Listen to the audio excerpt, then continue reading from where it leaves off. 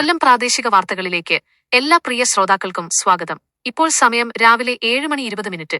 മലയാള ദിനപത്രങ്ങളിലൂടെ ഇന്നത്തെ പ്രധാന വാർത്തകൾ കേൾക്കാം.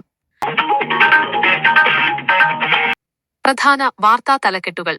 അന്താരാഷ്ട്ര ചലച്ചിത്രോത്സവത്തിന് ഇന്ന് തിരുവനന്തപുരത്ത് തിരശ്ശീല ഉയരും. കൊച്ചി മുസിരിസ് ബിനാലെയുടെ 6ാം ലക്കത്തിന് ഇന്ന് തുടക്കം.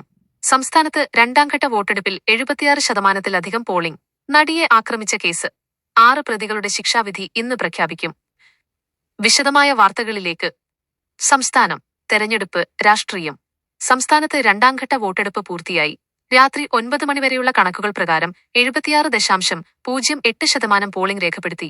ഏറ്റവും കൂടുതൽ പോളിംഗ് വയനാട്ടിലാണ്, 78.3%. 15 ദിവസത്തെ ഒളിവുജീവിതത്തിന് ശേഷം പാലക്കാട് MLA രാഹുൽ മാങ്കൂട്ടത്തിൽ പാലക്കാട് കുന്നത്തൂർമേട് ബൂത്തിലെത്തി വോട്ട് രേഖപ്പെടുത്തി. താൻ പാലക്കാട് തന്നെ തുടരുമെന്നും പറയാനുള്ളതെല്ലാം കോടതിയിൽ പറയുമെന്നും അദ്ദേഹം പ്രതികരിച്ചു. വോട്ട് ചോരി വിഷയത്തിൽ താൻ നടത്തിയ വാർത്താസമ്മേളനങ്ങളെക്കുറിച്ച് ചർച്ച ചെയ്യാൻ കേന്ദ്ര ആഭ്യന്തരമന്ത്രി അമിത് ഷായെ വെല്ലുവിളിച്ചിട്ടും മറുപടി ലഭിച്ചില്ലെന്ന് പ്രതിപക്ഷ നേതാവ് രാഹുൽ ഗാന്ധി പറഞ്ഞു. പശ്ചിമബംഗാളിൽ വോട്ടർ പട്ടികയുടെ പ്രത്യേക സൂക്ഷ്മ പരിശോധനയ്ക്കെതിരെ മുഖ്യമന്ത്രി മമതാ ബാനർജി രൂക്ഷ വിമർശനമുയർത്തി. വോട്ടർ പട്ടികയിൽ നിന്ന് പേരുകൾ നീക്കം ചെയ്യപ്പെട്ടാൽ അടുക്കള സാധനങ്ങൾ ഉപയോഗിച്ച് പ്രതിരോധിക്കാൻ സ്ത്രീകളോട് അവർ ആഹ്വാനം ചെയ്തു.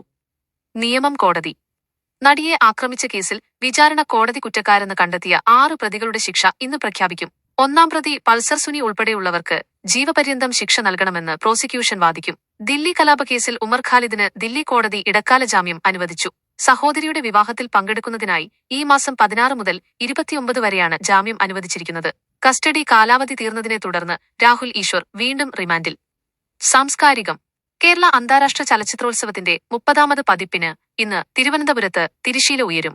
8 ദിവസം നീണ്ടുനിൽക്കുന്ന മേളയിൽ 82 രാജ്യങ്ങളിൽ നിന്നുള്ള 206 ചലച്ചിത്രങ്ങൾ പ്രദർശിപ്പിക്കും. കൊച്ചി മുസിരിസ് ബിനാലെയുടെ 6ാം ലക്കത്തിന് ഇന്ന് തുടക്കമാകും. വൈകിട്ട് 6-ന് ഫോർട്ട് കൊച്ചി പരേഡ് ഗ്രൗണ്ടിൽ മുഖ്യമന്ത്രി പിണറായി വിജയൻ ഔദ്യോഗിക ഉദ്ഘാടനം നിർവഹിക്കും. കായികം. ദക്ഷിണാഫ്രിക്കയ്ക്കെതിരായ 2ാം T20 ഇന്ത്യയ്ക്ക് 51 റൺസിന്റെ വൻ തോൽവി. ആദ്യം ബാറ്റ് ചെയ്ത ദക്ഷിണാഫ്രിക്ക 213 റൺസെടുത്തു. മറുപടി ബാറ്റിംഗിനിറങ്ങിയ ഇന്ത്യ 162 റൺസിന് ഓൾ ഔട്ടായി. വിപണി ബിസിനസ്.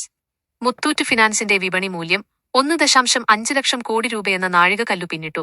വിപണി മൂല്യത്തിന്റെ അടിസ്ഥാനത്തിൽ രാജ്യത്തെ ഏറ്റവും വലിയ 59ാമത്തെ കമ്പനിയായി മുത്തൂറ്റ് ഫിനാൻസ് മാറി. അത്രയുമാണ് മലയാള ദിനപത്രങ്ങളിലെ പ്രധാന വാർത്തകൾ. വാർത്തകളും വിശകലനങ്ങളുമായി വീണ്ടും കാണാം. റേഡിയോ കൊല്ലം പ്രാദേശികം നിങ്ങൾ കേട്ടുകൊണ്ടിരിക്കുന്നു.